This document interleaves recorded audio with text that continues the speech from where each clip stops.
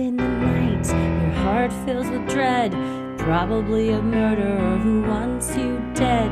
It could be a ghost, a demon, or worse. Perhaps you're the victim of a witch's curse. It's hopeless, you're doomed. You'd call a priest if you could. You'd rather just listen to who? Sinisterhood.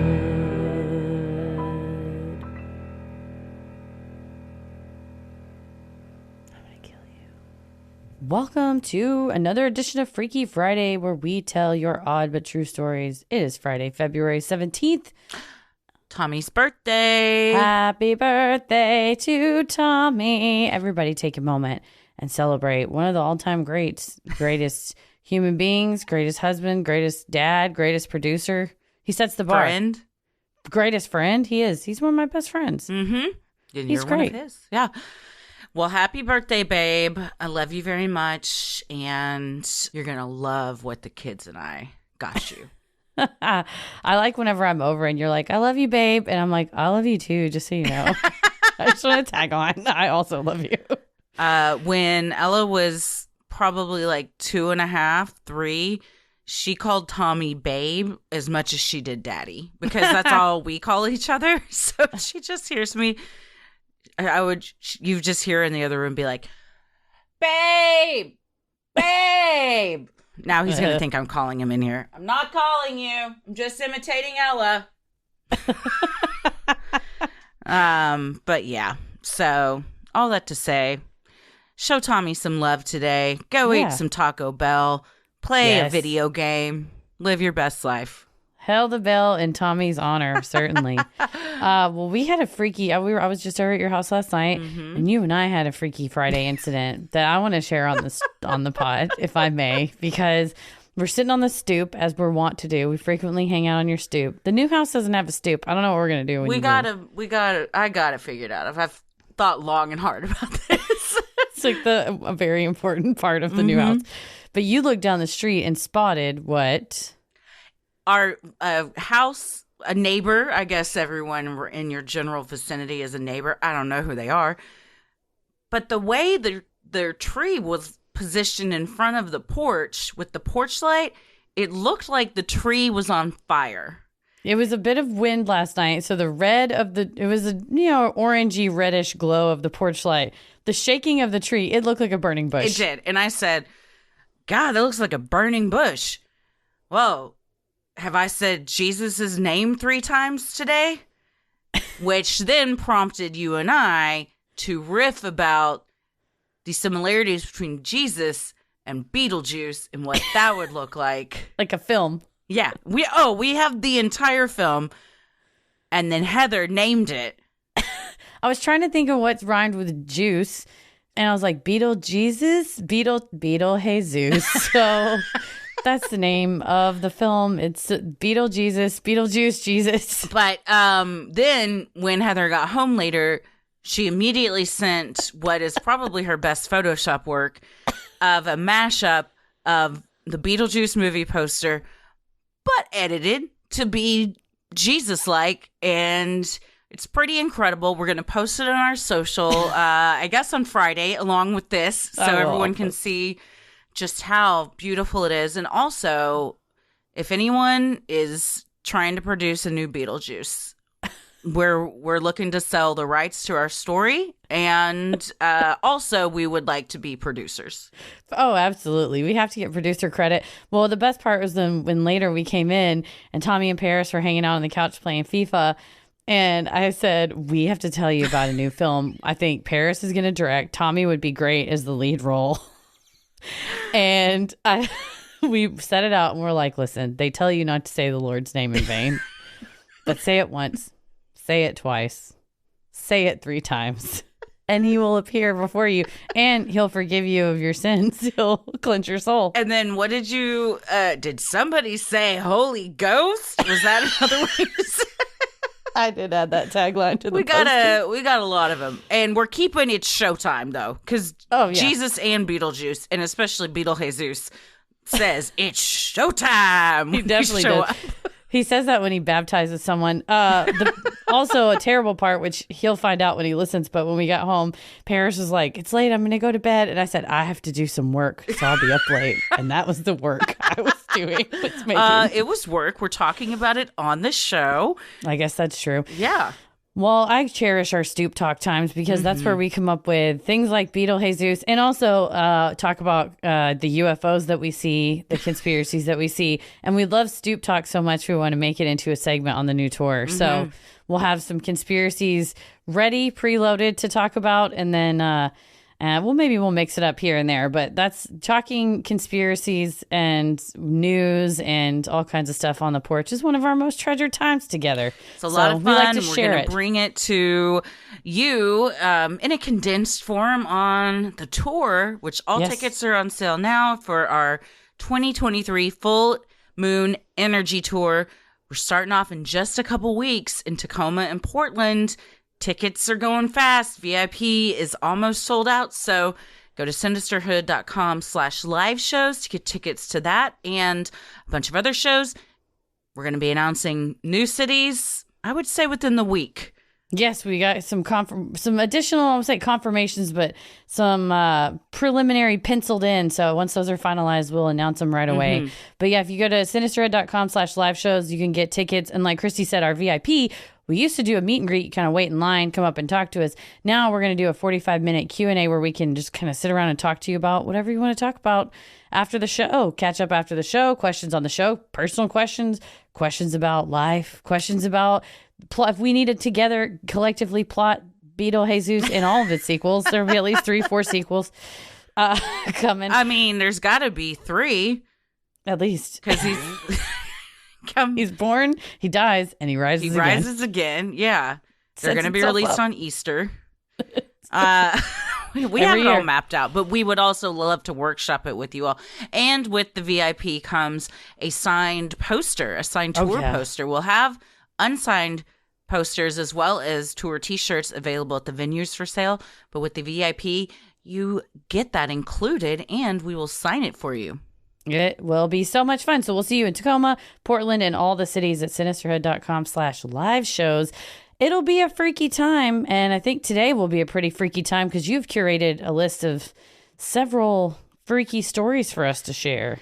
We got our freaky stories from all of you listeners. So thank you so much to everyone that sent them in. There are some ones that are, you know, sometimes we get ones that are like, okay, we've heard stories similar to this, but they're always, you know, different and unique. But some of these are first timers. Oh, good. First time situations. Oh, would love I like well-trodden ground because it's comfortable and we've all been there, but it's always good to light up the old brain cells with something new. Well, this first one is going to do just that. So I'm Christy. I'm Heather. And let's get freaky. This is from Rena, and it is called A Christmas Eve That I Won't Forget. Hi, Christy and Heather. Just wanted to start off by saying I love your podcast, and listening to it has kept me entertained and saved me from overwhelming boredom, as I've been dealing with a severe concussion and have been unable to do pretty much anything else. Anyway, here's the story. The scene is Christmas Eve 2017. I was on a language immersion program in East Africa and had traveled with 2 friends to the coast during our holiday break. We were in a beautiful city, full of soft white sand, palm trees gently waving in the breeze, and as much fresh tropical fruit as we could possibly want.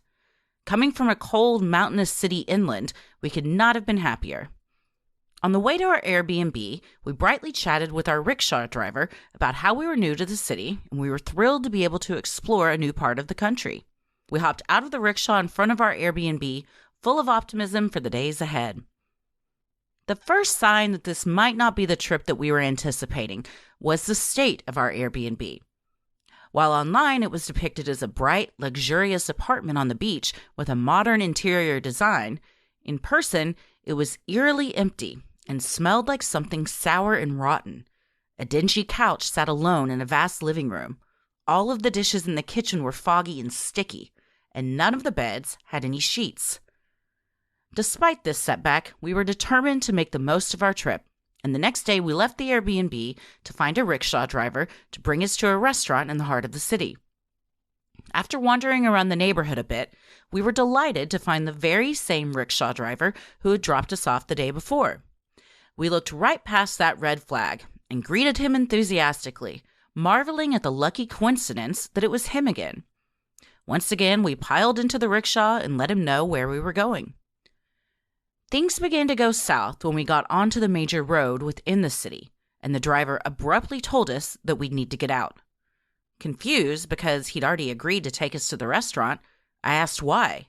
He responded that rickshaws weren't allowed on this major road.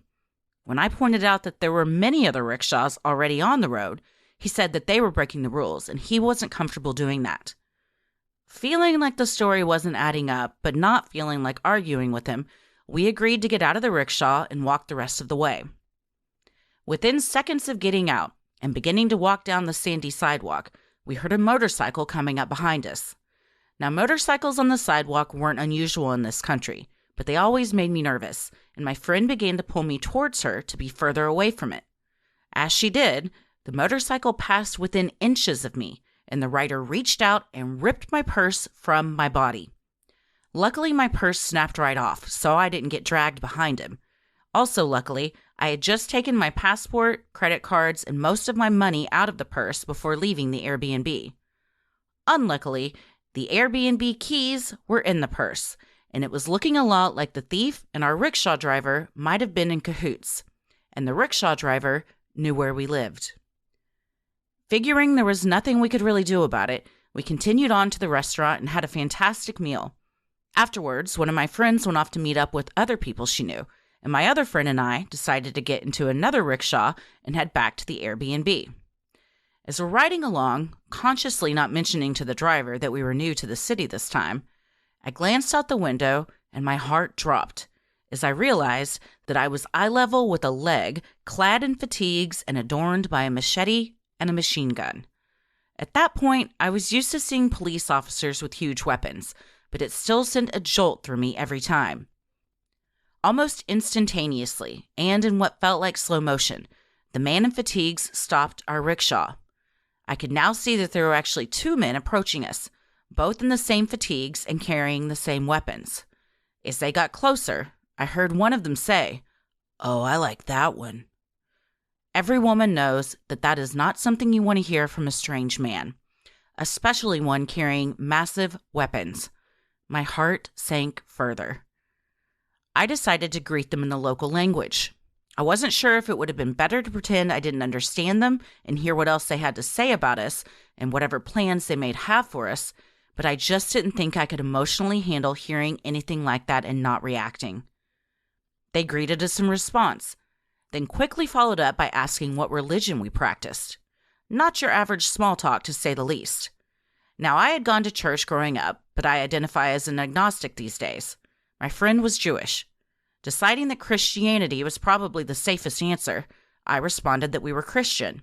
He immediately fired back, asking why we weren't in church on Christmas Eve if we were Christian. I said we were planning to go tomorrow, and, desperate to get the focus off of us, asked why he wasn't in church if he was Christian too. He said that he couldn't be at church since he was working. Duh.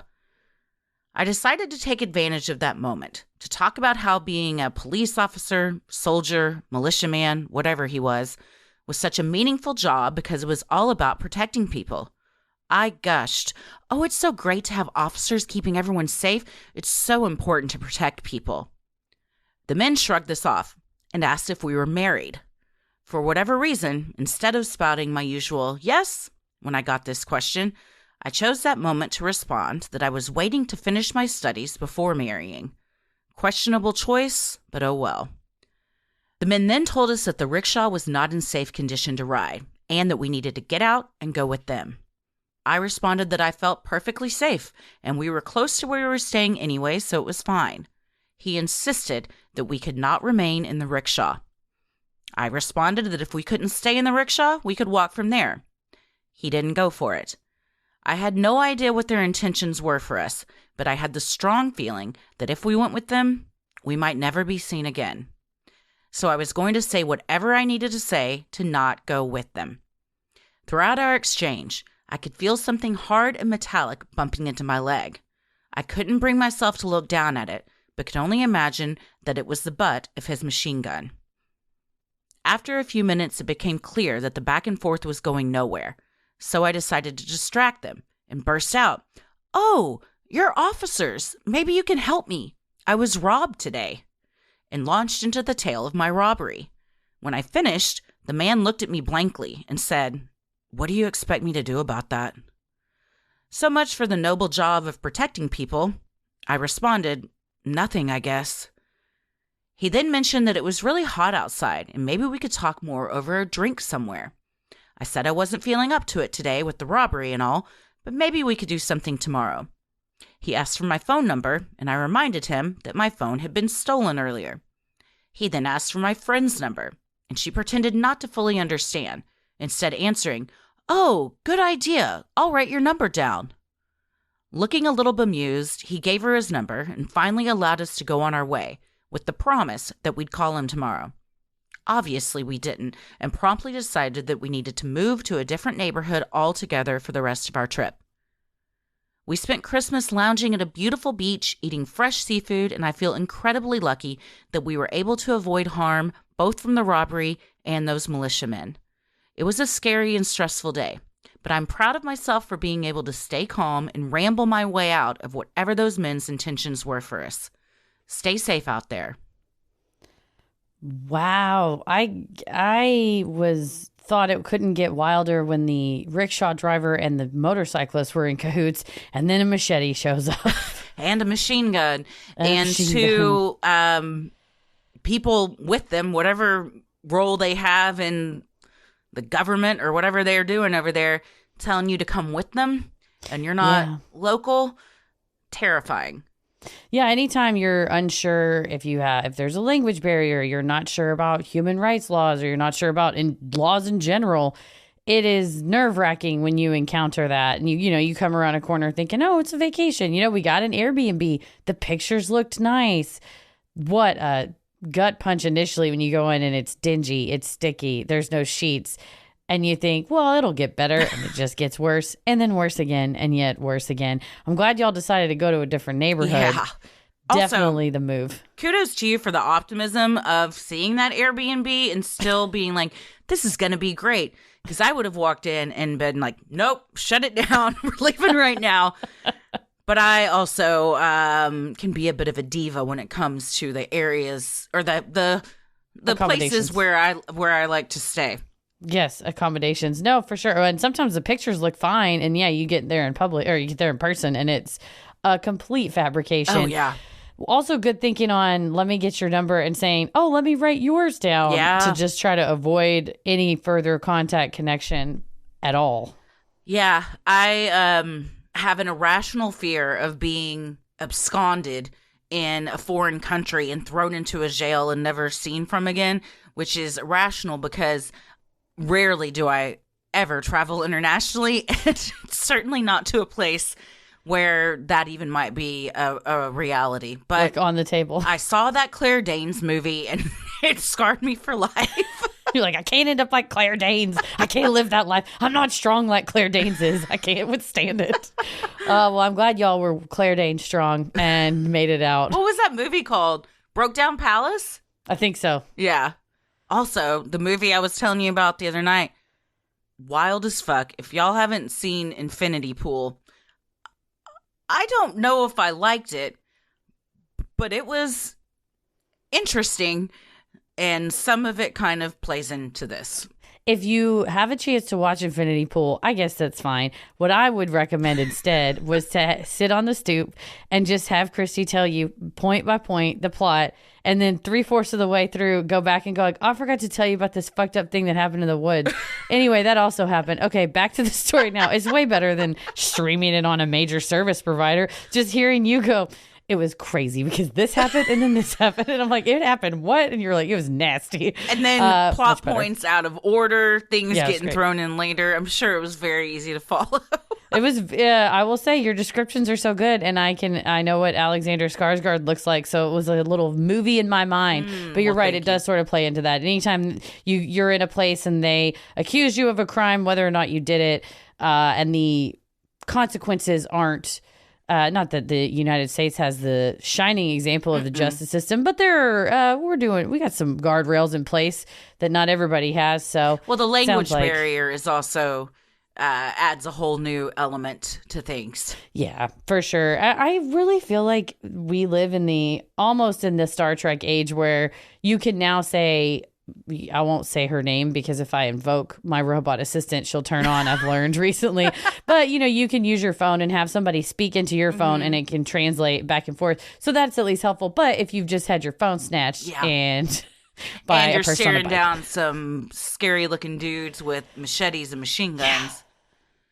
Not quite the same as ordering like a donut and a coffee at a shop and just trying to say, do you have change for a 20? Oh, let me check my app versus please don't hold that machine gun on me. Well, you made it out okay. We're proud of you, but you sound Claire Danes strong. So we have and sounds like you had a beautiful Christmas in the end. Fresh seafood on a beautiful beach. You can't ask for more than that. Sinisterhood will be right back. Wow, we got 2 kids, and the amount of stuff that accumulates when you're cooking dinner, like banana peels, because you got bananas at dinners. Our kids, it doesn't matter what we make. They want bananas, they want oranges, but then you got eggshells, maybe shrimp shells, all sorts of stuff. You're like, ugh, I don't really want to just throw this in the garbage. It kind of stinks. We could probably do something more eco-friendly. Well, Heather, have I got a product for you? I'm telling you, I was up the same creek. I was like, what am I going to... My husband cooks so many things that have shells and whatnot, and we end up with a trash can full. But then I got a Lomi. Lomi allows us to turn food scraps into dirt with the push of a button. Lomi is a countertop electric composter that turns scraps to dirt in under 4 hours. There's no smell when it runs, and it's really quiet. Thanks to Lomi, we have way less garbage each week, which Tommy loves because he takes out the garbage. And we can already tell a difference. That means it's not just going to landfills and producing methane. Instead, we're turning our waste into nutrient-rich dirt that we can feed to our plants. This is very important to me because I just got a lawn planted and our very sweet friend Stephanie helped me with the designing and she planted some bulbs like flowers. And I was like, I'm going to kill these. I don't have any dirt. I don't have anything to do. But now I have nutrient rich dirt that I can go out and sprinkle on it to make sure my beautiful new lawn flourishes and my garbage is less full. Win-win. Win-win. If you want to start making a positive environmental impact or just make cleanup after dinner that much easier, Lomi is perfect for you. Head to lomi.com/creepy and use the promo code creepy to get $50 off your Lomi. That's $50 off when you head to lomi.com/creepy and use promo code creepy at checkout. Food waste is gross. Let Lomi save you a cold trip out to the garbage can. Well, this next one is from Heather's daughter, Anonymous. And hey, sweetie, thanks for writing it. She's really been prolific lately. She's had a lot of stories to write. She's lived a lot of lives, too. That's true. And the subject line is The Mineshaft. Hi, ladies. I love your podcast and thought I'd share a true crime encounter I had as a child. When I was 11 years old, we moved from the big city to the outskirts of town in a rural area. We loved being out in the open and spending time exploring the desert. Me and my little sister were homeschooled, so we had plenty of time to look for adventures. One day, my mom packed up a lunch and we decided to go exploring at a mountain near us that had mine shafts.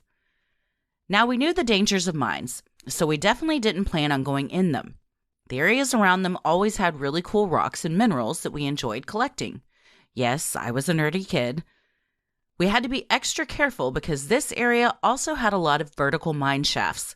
This was back in the 80s, so I don't think anyone took too much care to fence around them or board them up.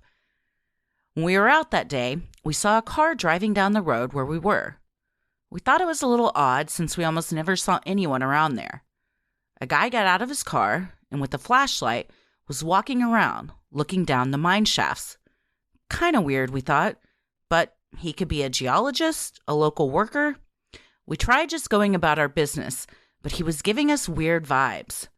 My mom grabbed her .22 out of her fanny pack, just in case, but he pretty much left us alone and continued looking in these mines. Now, my dad was a homicide detective and had pretty much taught us not to trust anyone, so we were pretty suspicious of this whole thing. Finally, my mom had enough and felt like we needed to leave. He drove slowly by us as we packed our things and got into the car. He looked like a normal guy, but still made me feel uneasy for some reason. When my dad got home from work that day, we were excited to tell him all about the creepy guy we saw and how we wondered whether he was a kidnapper or a serial killer. Once the excitement of the day wore off, we didn't really think about him again. Until a few weeks later. My dad came home from work and said they had arrested a guy for murdering his wife. A typical story for my dad to come home and tell, but get this. Her body was found in a mine shaft, right where we had been hiking that day. Sure enough, it turns out the guy we saw looking in the mines that day had been scoping out places to dump his wife's body after he killed her. My dad was so glad we had gotten out of there when we did. No telling what this man was capable of. One thing I learned from this experience is to listen to my dad's advice. He always told us to trust our gut. If something feels off about a person or situation, get out as fast as you can, even if there isn't a logical explanation as to why. Trust your instincts, they're always right. I'm grateful he left us alone that day, but often think of his poor wife and the fate she met at the bottom of a mine shaft. That's terrible. The premeditation that he was there scoping it out, and to see a woman there with kids and not have any sense of empathy and think, oh, that's just like my wife, but just, eyeballing people, whether to say, get out of the way or I'll make you get out of my way. I'm on a mission. Yeah.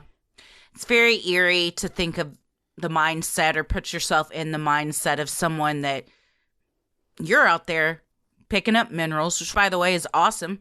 My brothers loved rocks. He had a rock tumbling machine, collect rocks, tumble them up. I got about 1 million crystals in this house, so there's nothing wrong with collecting rocks and stuff. I got to get a rock tumbler for my niece. She loves rocks. Oh, Zach loved his rock tumbler. Oh, my gosh. Well, thank you. Tumbling good idea. Rocks all the time. But they're out, having a nice day with their mom, a picnic, exploring. He's out trying to find a place to dump his wife's body. Yeah, that's horrifying. Just two lives living parallel like that. Mm-hmm. Well, your dad was right to tell you all to trust your gut. And your mom having a 22 in a fanny pack. That's how I know this is my daughter. That's me with a 22 in a fanny pack. But honestly, it's, better safe than sorry if you know how to use it and you're trained, I suppose. I mean, had she needed it, this sounds like the exact scenario you might. Also, the 80s were a wild time. You could just go to mine shafts, carry 22s in your fanny pack. That hasn't changed, at least not in Texas. But mine shafts hopefully have been boarded up a bit more. Yeah, I would hope you would put some sort of a board over it. But true, back then it was just, as industry moved out of certain areas, I think it wasn't really at the top of anybody's list to do any sort of industrial cleanup and just go, well, the mine's closed, fuck it. And then people would go and explore, and you end up seeing a movie like The Kids Aren't All Right with our friend Zach Gilford, who we love. Fantastic actor. Fantastic film. Was recommended by Stephen King. And that same vibe of like, why is there a big fucking hole here that kids can just walk up to? Or, speaking of the 80s, Baby Jessica. Oh, yeah. That was a well, but same type of thing. She was okay. Wild story. I told that on there, that my mom explained that to my 5-year-old niece. We watched that, the news coverage at school, I believe. They wheeled in a TV, much like the Challenger. Yeah. Got to watch a lot of, unknowingly watch a lot of fucked up shit on a wheeled in TV in the 80s in school. So much of our trauma was delivered to us through a giant tube TV on a metal cart. That was presented like, this is going to be great, kiddos. And then you know what, tragedy struck. Every time we learned something. We did. 100%. Well, thank you very much, my darling Anonymous. Well, this next one is from Gabriel, and it is called A Teenage Stalking. Good day. In the fall of my 15th year, long before my transition, I'm transgender, I was a high school girl. I had a friend sleeping over on the weekend. We were watching movies late at night in my basement. The backyard to my house was wooded, and we didn't have curtains or blinds on the back windows. The phone rang. This is the late 90s, so it was the house landline.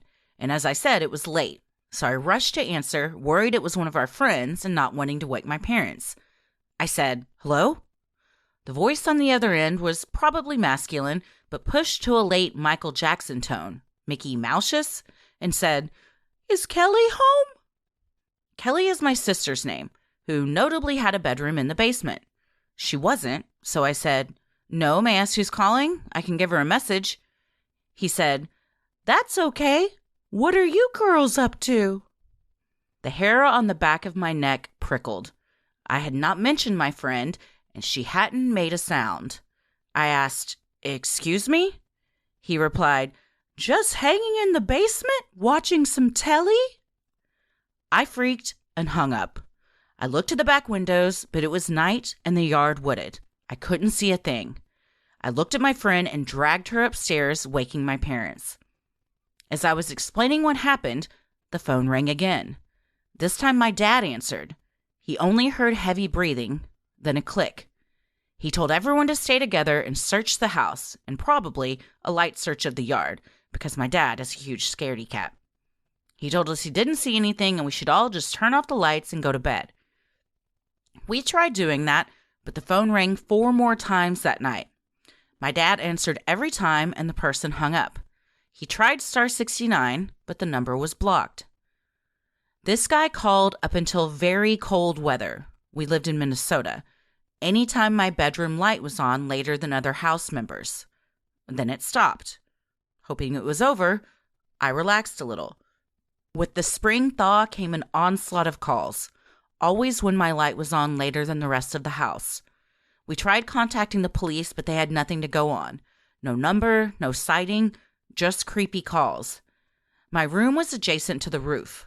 I knew from personal exploits that a person could access the roof by my window with a little agility and no ladder. I would have nightmares that a man was sitting on the roof outside my window masturbating. In the dreams, I would get up, raise the blinds, and see him sitting there, smiling at me. By the spring, I could drive, and having cars for all of us often meant I got home and had to park in the driveway. With the woods around me, I'd steel myself and make a run for it to get inside, only to immediately hear the phone ring.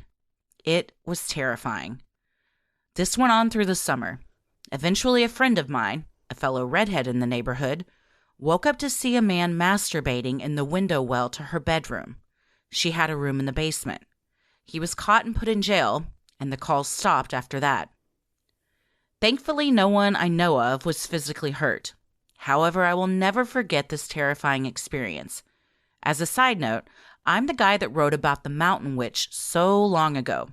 Y'all sort of burned me for dating a person that would leave me alone in a tent on a mountain while they believed something was coming to kill us. You were right. I stayed with that person far too long, but eventually made the right decision. That person also turned into a monster. Maybe I'll tell you that tale next. Oh, Gabriel. Well, first of all, good for you for ditching the mountain witch.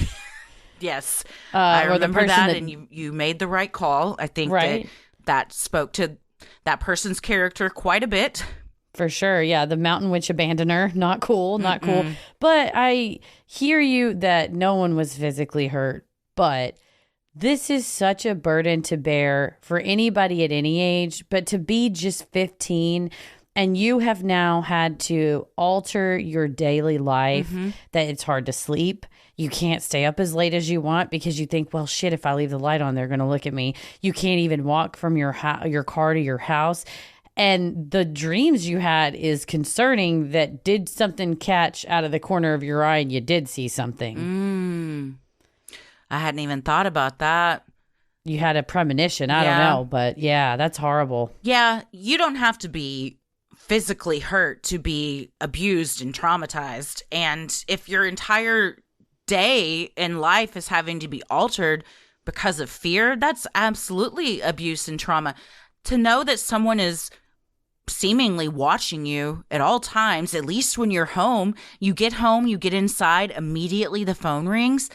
So what are they just sitting there constantly by their window looking out to see you?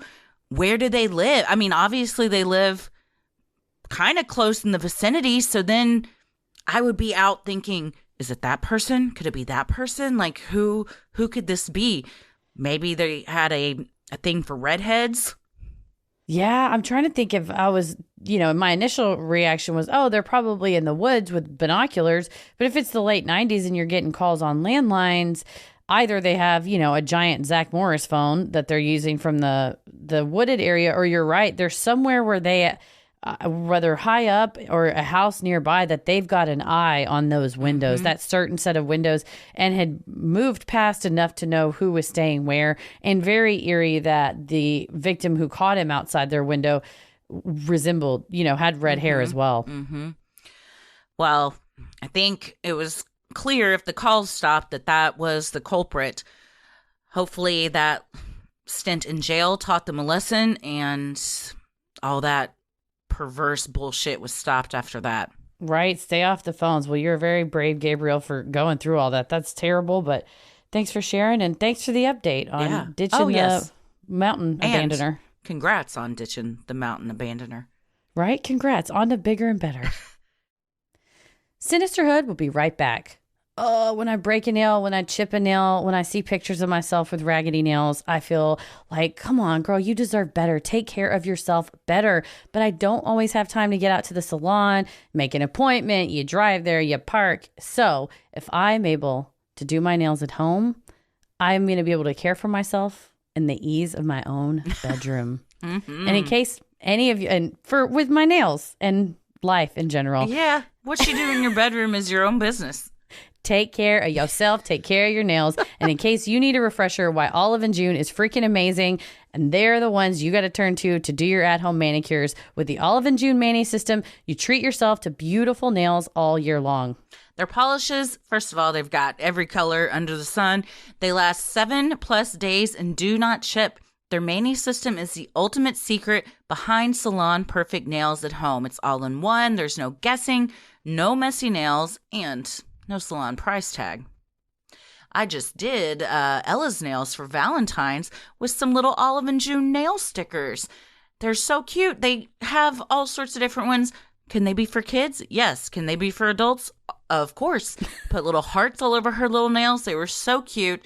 So even if you don't want to do like a full-on painting, you can still jazz it up very quickly and easily with just some cute little nail art.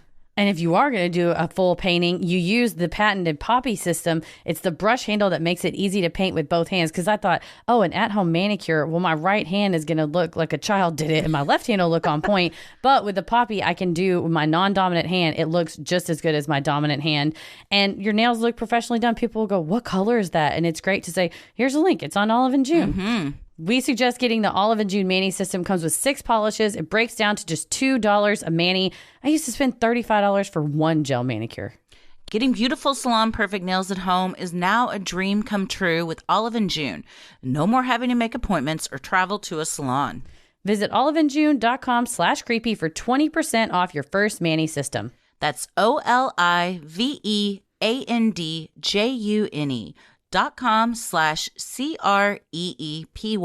for 20% off your first Mani System. Well, this next one is from Jada, and the subject line is Bagpiping Demons. Hello, my name's Jada, and I'm 22 years old, and I love you both and all you contribute to the true crime community.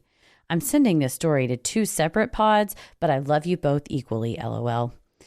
I've been listening since my freshman year of college, and I'm about to graduate in December with my bachelor's in social work. So thank you for helping me survive college and all of its bull. I'm from a town in northwest Missouri called St. Joseph. It has a population of around 70K, but still has the small town vibe where everyone knows everyone's business. And if you don't know someone, you probably know their brother, sister, mother, or cousin. Anyway, there are some pretty creepy spots in St. Joe. One being a place called Felix's Grave on the north side of town. There are hundreds of stories regarding the gravesite and how it came to be, but most of them are not true. I was always told that Felix killed his whole family, and that's why they're buried up there. But with a little research, I was able to see that that is untrue. What is true about the area is that in the 80s, Satanic Panic Central, there was a devil-worshipping group that would go into the caves around the wooded area and do, I don't know, devil-worshipping shit? Anyway, on to my encounter with the gravesite. My freshman year of high school, some friends and I were hanging out, being driven around by one of our dads. We decided it would be fun to go to the gravesite around 9 p.m. when it was pretty dark out. All 6 of us began the mile or so walk up to the grave, the sky getting darker and darker as we made our way further into the woods. Most of us had been up there during the day to try and disprove the fact that it was haunted, but for some reason still felt the need to experience it at night. Scary vibes, you know? We passed the actual graves and made our way through the gate where people had seen scary shit, I guess, and would come back with scratches all over their backs. I was recording the whole time, just in case some creepy shit happened, and I'm glad I did. Keep in mind this was the middle of the woods. As we walked in silence, someone said something along the lines of, "I'm glad we haven't seen anything," and then immediately stopped. The sound of loud bagpipes blared through the air. Us 5 girls looked at each other, screamed at the top of our lungs, then immediately started sprinting back towards the truck. My Crocs were in sport mode, and I have never run that fast in my life. The bagpipe sound faded the further we ran. When we got back into the truck, we realized we were all like 15 and couldn't drive away, and that the dad that was with us was nowhere to be found. After a couple of minutes of crying and freaking out, we saw him emerge out of the darkness, taking his sweet-ass time as we were having mini heart attacks. I still don't have an explanation for those bagpipes playing in the middle of the woods, but I sure as hell wasn't staying to figure it out. On the way back to the house we were all staying at, one of the girls that was with us asked if we could drive by her aunt's house. As we approached the alley behind the house, she then decided to tell us that it was being robbed. For some reason, the dad stopped the truck behind the house and the girl rolled the window down and began yelling. Not even 5 seconds later, a man with a literal axe ran out the back door and toward the truck that was finally moving again. When we arrived back at the house, the parents decided it would be funny to play a prank on us where they locked us out of the house and blasted bagpipe music on a speaker. It took us all a while to process this traumatic night. In hindsight, I think the most disturbing part was that we witnessed a burglary and the dude tried to attack a full car of teenage girls and a dad. Anyway, thanks for reading my story. If I can go back in the archives of my iPhone 5C, I will try to find the video from that night so you can hear the bagpipes and our screams. Jada. I appreciate these children had such a traumatic night. They witnessed a robbery. They had an axe yielded at them. They heard demons. And still when they got back to that sleepover, the parents were like, "Nah, this ain't enough. Lock that door. Get the speakers. Cue up the bagpipes." And Turn on the bagpipes. We're gonna scare them even more now. I love that, man. They're just this gives off Nancy and Phil McKinney vibes of like, goose them again, goose them one more time. I wonder if all of this was the parents. I wondered if the dad was the bagpipes, but my question would be the blaring. It'd be one thing if you heard it faintly and maybe he's playing it on a cell phone. You know, if this is the age of iPhone when this occurred, that he could have been playing it. But if it was that loud, it could have just been somebody else in the woods, I guess, too. Late night funeral, having a bagpipe graveside funeral. That's how we party at the Scottish party. We get in the bagpipes. But I'm wondering about the robbery, too. Because how bizarre for the girl to be like, "Can we just go by my aunt's?" And then you just happen to witness a robbery and a guy comes out with an axe and the dad stops. I'm like, maybe not, but I don't know. I had a friend in, I guess, elementary and middle school, and her dad was like the funnest dad. And so anytime there were sleepovers, he would take all of us rapping. If you don't know what that is, or maybe you call it something else. Some people just call it like toilet papering. It's literally where you take rolls of toilet paper and you go to someone's house. It was usually a cute boy that we all liked. And you throw these toilet paper rolls all over the yard so it gets caught up all in the trees and the bushes and shit. Yes, we did that. We called it rolling or Rolling, TPing. interesting. When you said he would take us rapping, I thought of Christmas caroling, but it would ring the doorbell and it's you and your friends that are like, yo, what's up? We're 5 girls from Fort Worth here to tell you what it's like. And then you're like, no, thank you. And you close the door. Honestly, I could see him doing that too. But no, it was the other type of rapping. TPing. Oh, rolling. yes. Yeah. And he, like, there was one night in particular where she had this big birthday party and there were so many girls and they had bought, I mean, Costco amounts of toilet paper for us to just take around the place and do it. Looking back now, I'm like, what a weird thing to do. Do kids still do that? Sometimes occasionally I'll see a house in the neighborhood that has toilet paper. I'm like, oh, that's fun. Yeah, it wrecks your shit though. I mean, if it rains. If it's dry, it's no big deal. But if it rains, oh, God. It's done. You're done, so. But I'm wondering, could this ant thing have also been part of it where they're like, we're going to roll up. Hey, Gary, you're going to pretend like you're robbing the place. You come at the car with an axe. Obviously, you're not going to hurt anyone.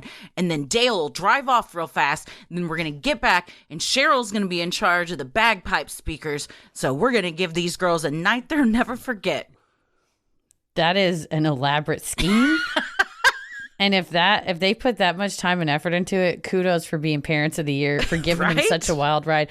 I would be more inclined to think something was going on in the woods as far as somebody was playing music, or it was something you heard from somebody's house or a funeral or a memorial. And then separately, the friend said the friend then decided to tell us that the house was being robbed. So I figured the friend was just a hero and that was like, me and my friends are going to roll in and help. You're being robbed right now. We've got Dale with us. He's driving the truck. There's 5 girls. We could take some guy. And then he has an axe and you're like, oh shit, we didn't hear about the axe. Roll. And so not maybe the she got wind that her aunt's house was being robbed. She was trying to go by and see what they could do, perhaps. Her aunt texts her teenage niece and is like, the shit is going down. I need you and the other rappers to come and get this guy. She's like, we're at Felix's grave. We'll be there ASAP.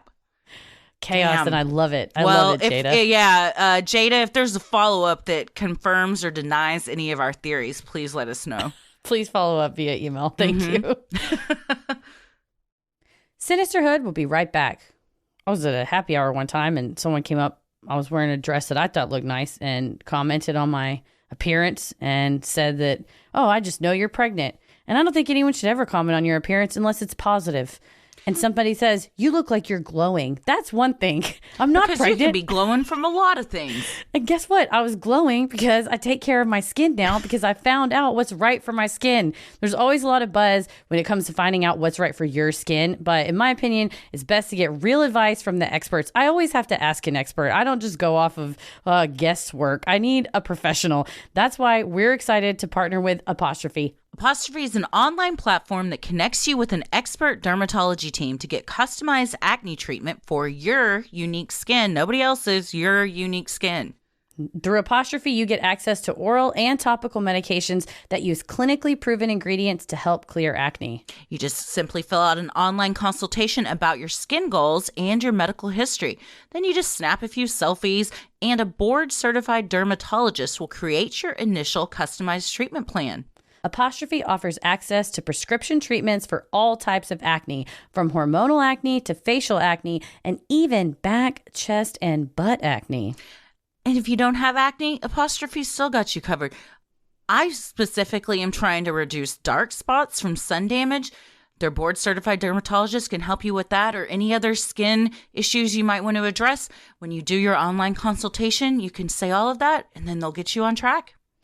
We have a special deal for our audience. Get your first visit for only $5 at apostrophe.com/creepy when you use our code creepy. That's a savings of $15. This code is only available to our listeners. Apostrophe.com/creepy. Well, this next one is from Courtney, and the subject line is True Love Never Dies. Hey, cryptid cuties. I've been meaning to write in my story for the longest time and finally put the pod on pause and am writing to you now. Freaky Friday is my absolute favorite. I even sing a little song for Freaky Friday when I wake up. Haha. So, my story is from a few years ago. I was teaching elementary school in my hometown. I have left that education world since then and now do professional development on educational technology. My work-life balance and pay is 1,000 times better. So if there are any teachers looking to leave, just know you can find another job in the education world you love.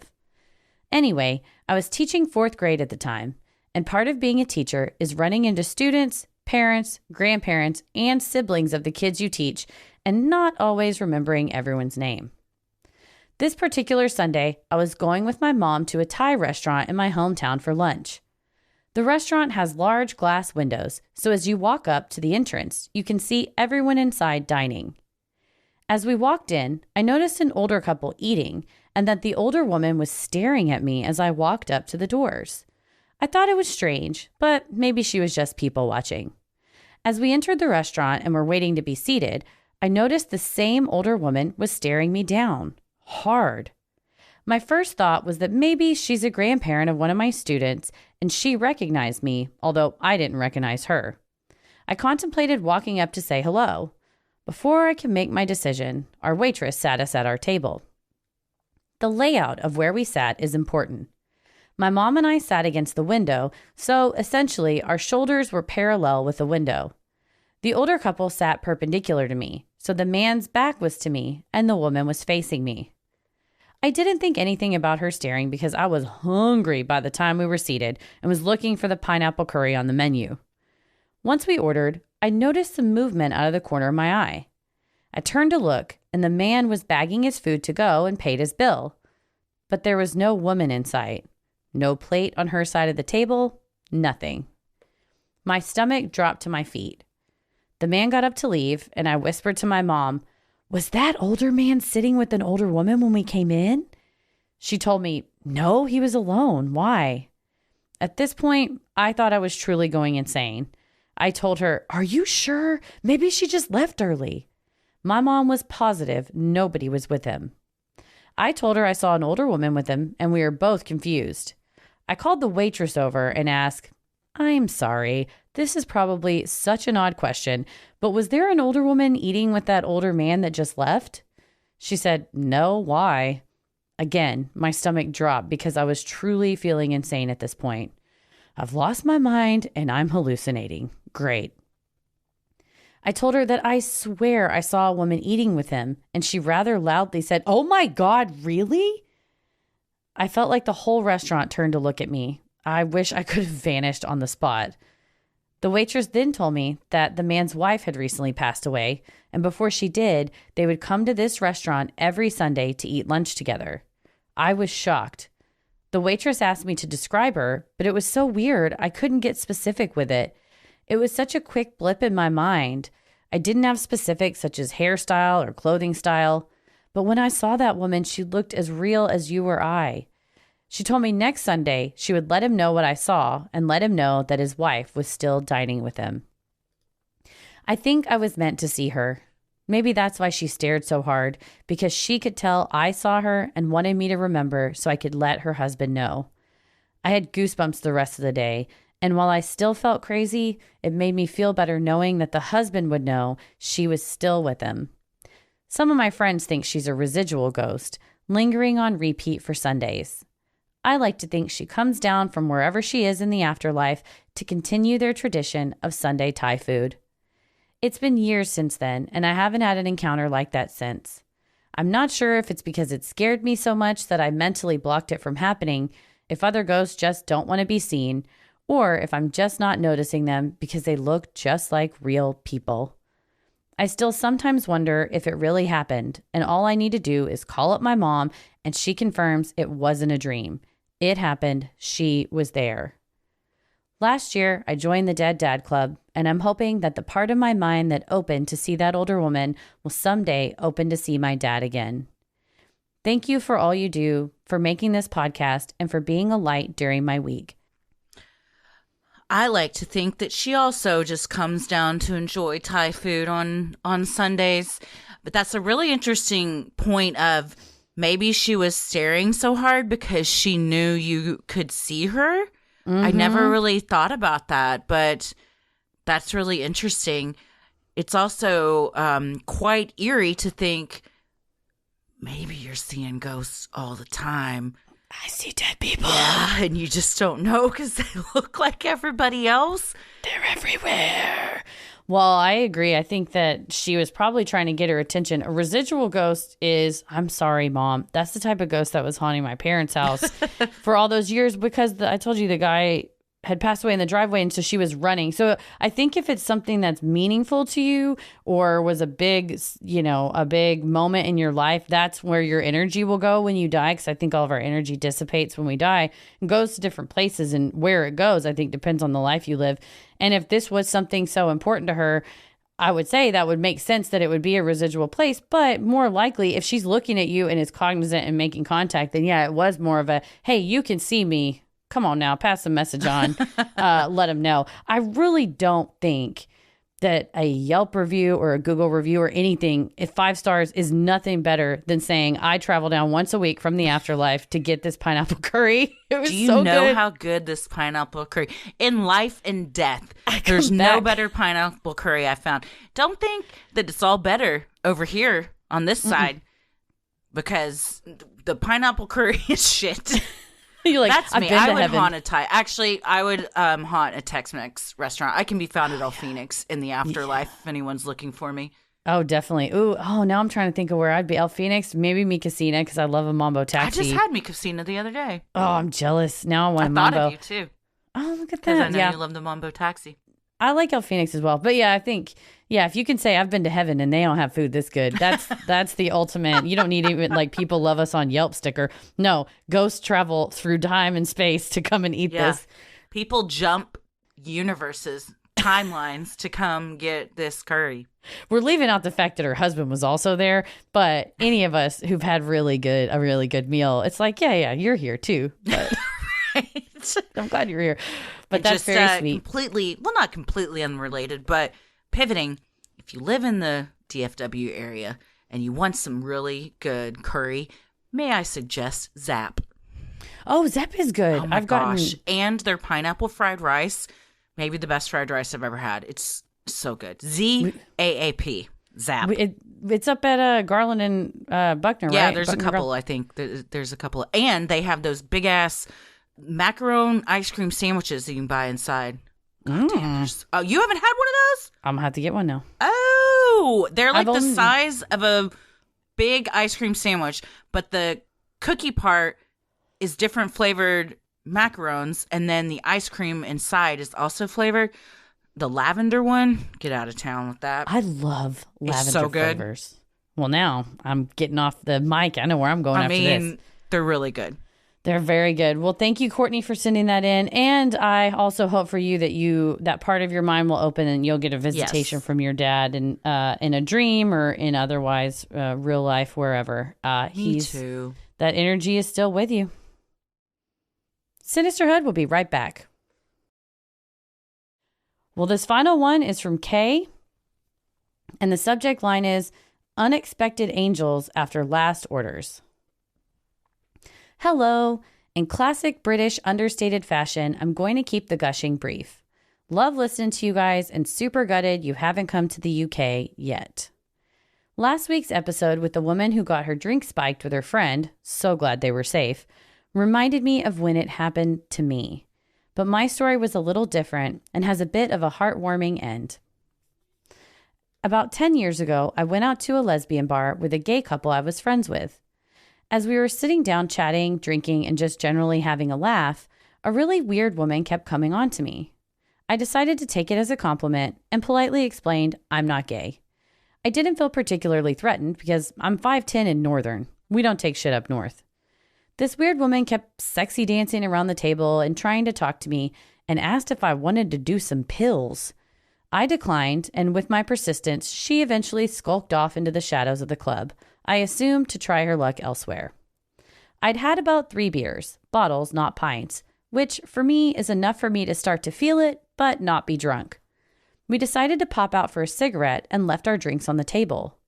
This was a women's only bar, and we felt safe knowing no creepy dudes were going to spike our drinks. The last thing I just about remember is having a cigarette and having a laugh with the bouncers. The next thing I remember is being face down on wet concrete and an older couple helping me up. What the fuck? The couple told me they had just left the pub after last orders and saw me on the floor outside the metro station. I was near my parents' house, which was my childhood home and on the other side of the city to where I lived. They walked me to my parents' house. I don't remember how they knew the address. I'm assuming I told them. My parents told me they thanked the couple and put me in the bed in the spare room. I woke up the next day feeling sick as hell. Although I don't remember what happened, I've pieced some together from the people that found me and from the girls I was out with. Shortly after we came back from the cigarette, I started acting really drunk. Stupid drunk. But also really fucking angry. Like, whatever some bitch gave me, it did not have the intended effect. I was not going to be easy to control in this state. I had a huge argument with the girls, stumbled out of the club, picked a few arguments as I stumbled down the road, and made my way to a metro stop. They followed me, asking to get me a cab and explaining the metro doesn't go where I live. I was having none of it. I became aggressive, and they had to back off and let me get onto the tram. I think that in my confused state, some unconscious part of my brain made me go back to where I knew I would be safe, my childhood home. I have no idea to this day what happened on the tram or how I fell down. I don't know if I'd been there a while or just stumbled and fell before they got there. Last orders is usually midnight at the latest, so I don't imagine I was there for a long time. And there are no feelings coming up that make me feel like something bad happened. I think I just got incredibly lucky. I wanted to share my story for two reasons. Firstly, to remind us that this shit can happen anywhere. While it's usually some creepo guy looking to spike your drink, we all need to be vigilant at all times. And secondly, a reminder that despite all the stories we see about predatory men out there, there's also wonderful human beings who see a woman in her early 20s face down on pavement and take her home safely. The world is full of good and bad, and things don't always go the way you expect. I'd have expected to be safe in a lesbian bar and be most at risk when alone on the street. But for me, that specific bar was not safe that night, and a pair of angels were waiting for me when I needed them on the street. Thanks for reading. Stay safe. Well, I'm glad that did have a very, very good ending. It's terrifying to not know what happened from the time you got on that tram and your friends couldn't see you anymore until you were found, to just, like we talked about last time, having that blackout where the lights are on and nobody's home is so scary. Right. The last thing you remember is laughing with your friends and the bouncer. And the next thing you remember is ground on your face in a completely different place, completely different area. Your friends are gone, not because they ditched you, but because you yelled at them and told them to get away from you that you have no recollection of. And I would agree. It sounds, I don't know if it's cliche, but I'm like, if it's an all women's bar, regardless of the clientele, you just kind of think, oh, it's kind of safe. And if it was the initial woman that was dancing next to you, if she said, hey, let's go have some pills, and you said no, did she say, oh, well, let me just put some in your drink and then you'll want to party? And it wasn't for nefarious purposes, or somebody else was there that had nothing to do with the dancing lady, just another random patron of somebody that worked there, something like that where there's no way to trace it, no way to know what happened. And you think, oh, I'm out with my two best friends, having a laugh, having a beer. It's not a big deal. And then the next thing you know, you're in your childhood home going, I don't know why I'm on the other side of the city. Yeah, I think you're right that subconsciously you went to like muscle memory where you feel safe or where thankfully your parents were home. And a huge shout out to these people that there are many good people in the world, and they see someone struggling like that. We're two of them. If we saw anybody face down on the street, we would stop to make sure they were okay and see if we could help them or call help. So I'm very glad that somebody was looking out for you that night and they showed up. Oh, yeah. And that's what I think about the gal that got robbed in Chicago. And I came upon her right after she got robbed and was just hysterical, crying, breathing heavy. And all you think is, I know I'm a nice person, and if that were me, I would want a nice person to stop. So I'm going to stop and say, even though it was late, I had worked a double shift at the boat. I didn't want to stop. Like, I was tired. I want to go home. I ended up in the back of a gang squad, detectives squad car speeding around Wrigleyville. And you just go, I don't really know how I got here, but like those folks were like, we didn't know we were going to usher a half conscious woman to her childhood home, but here we are. That's the path we've been set upon tonight, and just letting yourself be that hand that you wish if you were in that position that somebody would lend to you. So you're right. That's great that those folks were your angels waiting for you at the metro station. You're right, though. We have to be vigilant at all times. I can't tell you the amount of times I've left a drink on a table, especially like in college and stuff, to go outside and smoke, and then you just come back and you think, oh, well, I'm just going to keep. Luckily, nothing ever happened, but in hindsight, was not smart. And now I would never do something like that. Right. I do think about the times where I would literally put a cocktail napkin over my drink and be like, that'll stop them. Yeah. Or mine wasn't even that'll stop them. I didn't even really think about that. It was, don't take my drink. Yeah. Don't throw it out. I'm not done with it. Yeah. But, you know, I mean, I was in college in late 90s, early aughts. And while this stuff absolutely did go on, it wasn't as, at least spoken about as much. It may have still been as common as it is now, but you just didn't hear about it that much. So it didn't even occur to me. Right. Yeah, it did. There was a push more towards like a public information campaign, probably like the mid 2000s. I feel like it really became more prevalent to talk about it. You know, it's on Dateline 2020 and all that. But I am glad that there are people like those folks that helped you, and also service industry workers that keep an eye out for folks. And, you know, when you go to a bar and says, oh, if you want to order an Angel shot because you feel unsafe, or we'll walk you to your car, we'll make sure you get an Uber, all that kind of stuff. I like that has become a push of, our bar is a bar for everybody, but not assholes, not predators, and we're here to keep you safe and make you safe. So that's good that we've hopefully shifted, not only that we watch out, but we all watch out for each other. Yes. And if you were ever in a bar as either an employee or a patron and saw somebody sprinkling something in somebody's drink, I think now every single one of us would be like, hey, what the fuck? Yeah. No, I'm watching you. Nah, that ain't gonna fly. Yes. No, throw that shit in the trash. Well, we're glad you're safe, and thank you for sharing that story with us, Kay. Yes, thank you so much. Thank you to everybody that sent in your Freaky Friday stories. If you have an odd but true story, maybe you've encountered Bigfoot, you've seen a UFO, you had a brush with true crime, or you felt the presence of an otherworldly being, send them in at sinisterhood.com/Freaky Friday.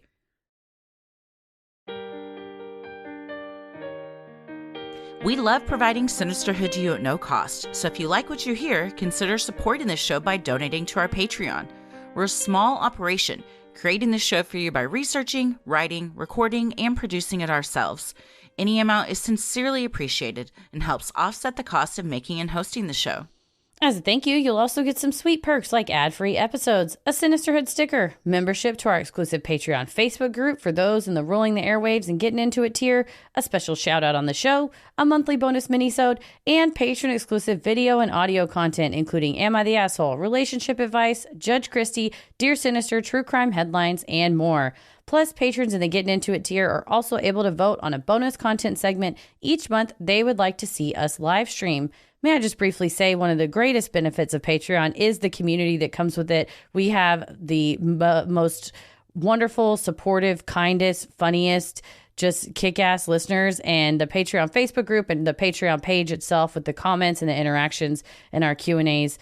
Just, it goes to prove it, and we love you all. Yes, everyone is, like you said, just so supportive and kind. I mean, people will post, hey, I got that promotion that I was up for at work. And everyone's like, oh my gosh, yes, I know you'd been so excited. Like, everybody knows each other's lives. People have created these really deep friendships where they're traveling to other states to go to baby showers and just visit. People will come in town for live shows and stay with people they've met through the community. So it's probably the thing that we are most proud of with this show, is something that we didn't even really have a huge hand in. It's just the community that's formed around it and how nice and supportive everyone is to each other. So thank you. Yeah, we love you. Yeah, thank you. Well, you also have the fun perk of access to our Discord server, where you can connect with other fans in real time and discuss the latest in true crime, share personal ghost stories, or just post adorable pictures of your pets. We hop on occasionally, and we host monthly Q&As on Crowdcast, where you can ask us all your burning questions. For patrons not in the U.S., you have the option to pay in pounds or euros, saving you the cost of conversion fee. Annual memberships are also available for all tiers, and when you select this option, we'll be rewarded with a free month of membership. It's also February, which means the last 2 Fridays in February would be today. If you're listening to this before 2 p.m. Central, you still have time to jump on our docuary stream. We're discussing the movie Descendant, but if it's past Friday the 17th at 2 p.m. Central, then you can catch us on our next docuary stream where we're going to be discussing Fire of Love on the very last Friday in February at 2 p.m. Central. And if you're listening to this in 2025, hello, future friend. We're so glad you found us.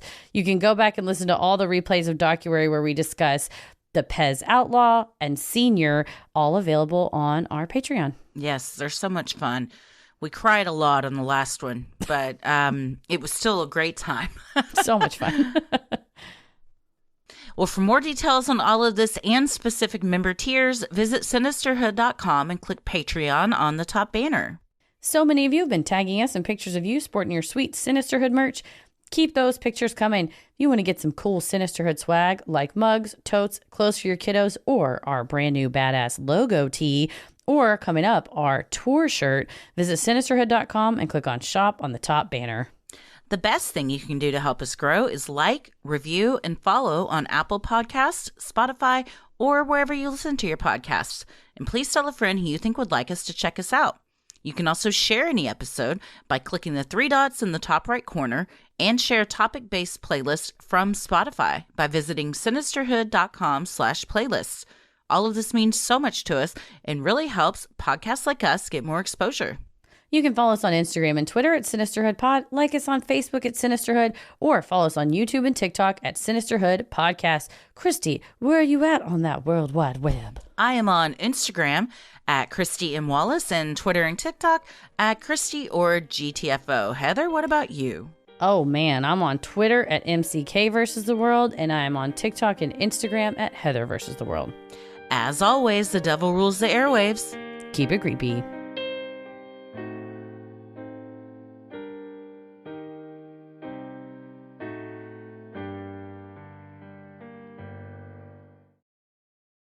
Sinisterhood.